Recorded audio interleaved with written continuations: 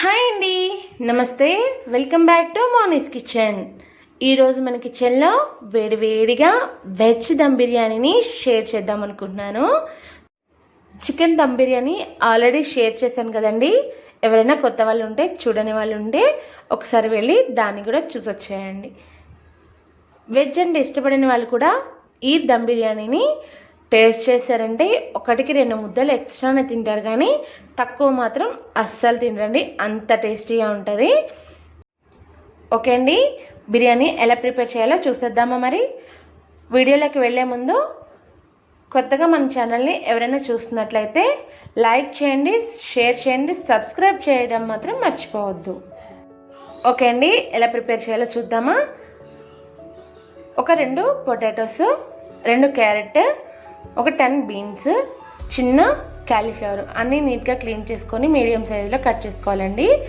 ఇప్పుడు అన్నీ ఒక బౌల్లో వేసుకొని గ్రీన్ పీస్ కూడా వేసుకొని వాటర్ వేసుకొని స్టవ్ మీద ఒక 10 మినిట్స్ ఉడికించుకోవాలండి. ఈలోగా పక్కన ఒక బౌల్లో ఒక 1/2 కిలో బాస్మతి రైస్ తీసుకుంటున్నానండి. ఇవి 2-3 టైమ్స్ వాష్ చేసుకొని వాటర్ వేసుకొని పక్కన పెట్టుకుందాం. ఇప్పుడు స్టవ్ పైన వెజిటేబుల్స్ పెట్టుకున్నాం కదండి, అవి బాగా కుక్ అయ్యాయి కదా. చూస్తున్నారుగా, ఇలా నైఫ్తో ఇలా గుచ్చితే ఉడికింది లేనిది తెలుస్తుంది అనమాట. ఇప్పుడు స్టవ్ ఆఫ్ చేసుకొని పక్కన వేరే అడుగు మందంగా ఉన్న కడాయి ఒకటి తీసుకొని దానిలో ఉడికించిన వెజిటేబుల్స్ అన్నీ వేసేసుకోవాలండి. ఇప్పుడు ఈ వెజిటేబుల్స్లో 1.5 స్పూన్ పసుపు వేసుకుంటున్నాను. అలాగే 4 స్పూన్స్ కారం అండి. కారం మీ టేస్ట్కి తగ్గట్టు అడ్జస్ట్ చేసుకోండి. 2 స్పూన్స్ సాల్ట్ వేసుకోవాలి.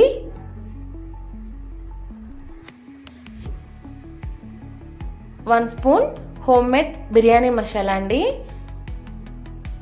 1/2 స్పూన్ హోమ్మేడ్ గరం మసాలా వేసుకొని వెజిటేబుల్స్ అన్నిటికీ బాగా పట్టేలాగా బాగా మిక్స్ చేసుకోవాలండి.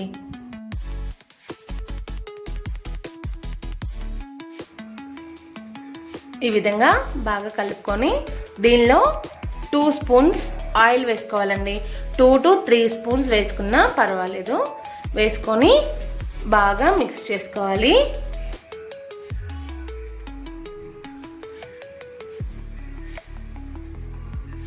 చూసారుగా, ఇలా కలుపుకున్న దాంట్లో సన్నగా కట్ చేసుకున్న నా 2 టొమాటోలు, అలానే 4 పచ్చిమిర్చి, బ్రౌన్ ఆనియన్స్ కొద్దిగా వేసుకొని బాగా కలుపుకోవాలండి.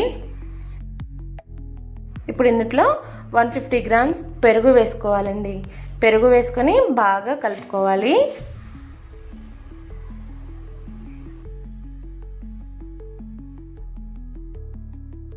ఇప్పుడు ఇందులో కొద్దిగా పుదీనా, కొత్తిమీర, అలాగే లెమన్ జ్యూస్ కొద్దిగా వేసుకున్నానండి. ఇవి వేసుకొని బాగా మిక్స్ చేసుకోవాలి.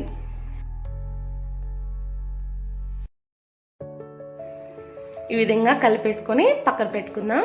ఇప్పుడు స్టవ్ మీద రైస్ కోసం ఒక బౌల్ తీసుకొని దాంట్లో నిండుగా వాటర్ వేసానండి. వాటర్ వేసుకొని దానిలో బిర్యానీ మసాలాలన్నీ, గరం మసాలా ఉన్నాయి కదా, ఓల్ గరం మసాలా, అవన్నీ వేసుకొని దానిలో కొద్దిగా పుదీనా, కొత్తిమీర వేసుకొని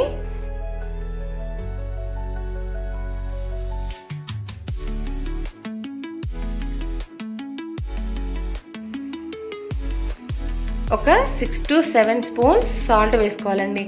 వాటరు ఎక్కువ ఉప్పుగా ఉండాలండి, అప్పుడే రైస్కి బాగా పడుతుంది.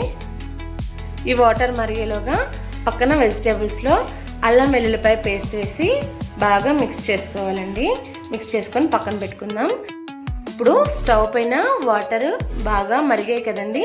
ఇప్పుడు ఇందులో నానబెట్టుకున్న బాస్మతి రైస్ వేసేసుకొని 90% కుక్ చేసుకోవాలండి. అస్తమాటు కలపకూడదు, కలిపామంటే రైస్ విరిగిపోతూ ఉంటుంది అనమాట.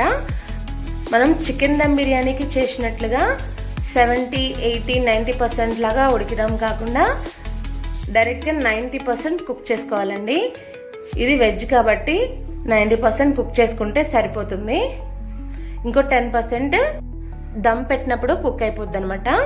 చూసారుగా, ఈ విధంగా ఉడికిన రైస్ని పక్కన పెట్టేసుకొని స్టవ్ పైన వెజిటేబుల్ మసాలా కలిపిన కడాయి ఉంది కదండి, అది పెట్టేసుకొని స్టవ్ వెలిగించేసుకుందాం. ఇప్పుడు ఇందులో కుక్ చేసుకున్న రైస్ ఉంది కదండి, పైన మొత్తం వేసేసుకోవాలి.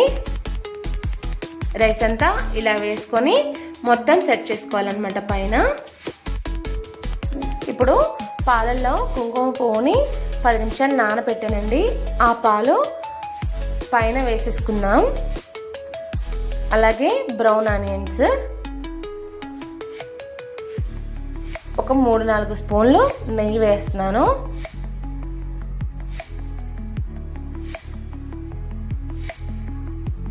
అలాగే రైస్ ఉడికిన వాటర్ ఉన్నాయి కదండి, అవి ఒక 1/2 గ్లాస్ వేసుకుంటున్నాను. పైనుంచి కొద్దిగా కొత్తిమీర పుదీనా కూడా వేసేసుకొని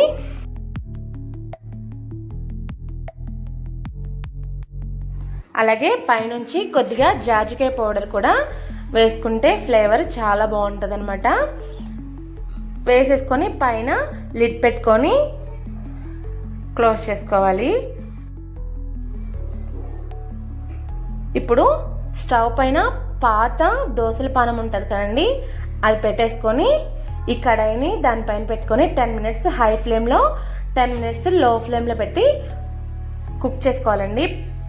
కడాయి పైన కుక్ చేసుకున్న వాటర్ ఉన్నాయి కదండి, అవి కూడా పెట్టుకుంటే పర్ఫెక్ట్గా కుక్ అవుతుంది అనమాట రైస్.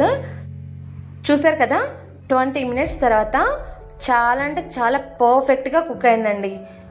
వెజిటేబుల్స్ కూడా చాలా సాఫ్ట్గా కుక్ అయ్యాయి. చూస్తున్నారు కదా, రైస్ ఏమాత్రం కూడా మెత్తగా అవ్వకుండా పొడి పొడిలాడుతూ బాగా వచ్చింది కదా.